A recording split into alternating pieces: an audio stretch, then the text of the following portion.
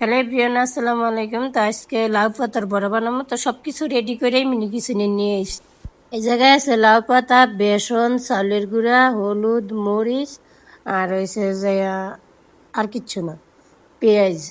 তো এই সব কিছু একসাথে মাখায়া নিয়ে এসেছি। এটাই বললাম যে রেডি করে নিয়ে এসেছি।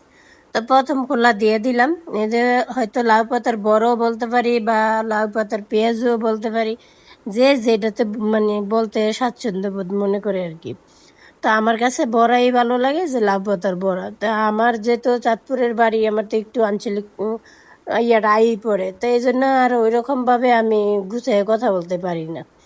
তো এটা হচ্ছে যে প্রথম খোলা দিয়ে দিছি। তো আমি প্রথমে ভাবছিলাম যে তোর সরিষার তেল হয়তো বা ওই রকমভাবে এটা হইব না, মানে তেলে ছড়াইয়া যাব, এরকম ভাবছি যে বড়াগুলো মনে হয় ছড়াই যাবে। যে না, দেখলাম প্রত্যেকটা বড়াই অনেক সুন্দর হয়েছে। আর আমি সবগুলা একটা একটা করে উল্টে দিতেছি। তবে এই দুইটা সাইডের ওই রকমভাবে এখনো শক্ত হয় নাই।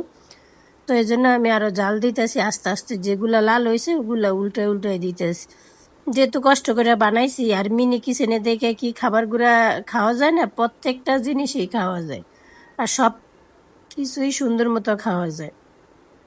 আমি তো অনেক মজা করে খাই। আমি খাই, আমার ছেলে মেয়ে দুইজনে খায়। আমি যদি নাও খাইতে পারি, আমার ছেলে মেয়ে দুইজনে খায়। কারণ অনেক সময় দেখা যাইতেছে আমি এই যে বড়া বাচ্ছি, একটা হয়তো দুইটা খাইতে পারবো, এর উপরে খাইতে পারতাম না, কিন্তু এগুলো ওরা আবার পছন্দ করে, ওদের দুজনের আবার ওরা আবার সুন্দর মতো খায়। মানে কোনো জিনিস ফালানি যায় না। এমন না যে এটা দেখানোর জন্য বানানো, এরকম না। তো প্রথম খোলাটা হয়ে গেছে, তাই একটা একটা করে নামায় নেব।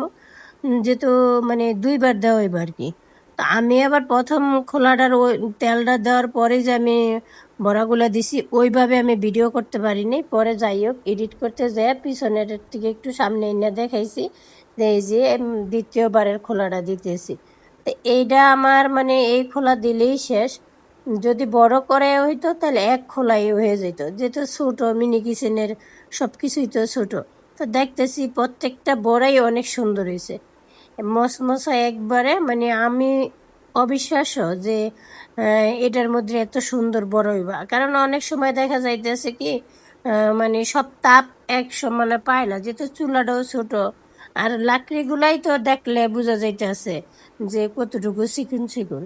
আমি আবার অবশ্য ভিতরে ভাঙিয়া কতগুলো দিয়ে তারপর আগুন ধরাই, যাতে ওগুলা জ্বলতে জ্বলতে দুই একটা দিলে আগুন এমনিতেই ধইরা যায়। তো এই যে দ্বিতীয় খোলা শেষ, আমার বড়া বানানো কমপ্লিট আল্লাহর রহমতে। তো সবাই আমার জন্য দোয়া করবেন, আর সবাই ভালো থাকবেন, সুস্থ থাকবেন। আল্লাহর রহমতে যেটুকু আপনারা আমার সাপোর্ট করতেছেন, আলহামদুলিল্লাহ। আল্লাহ হাফেজ।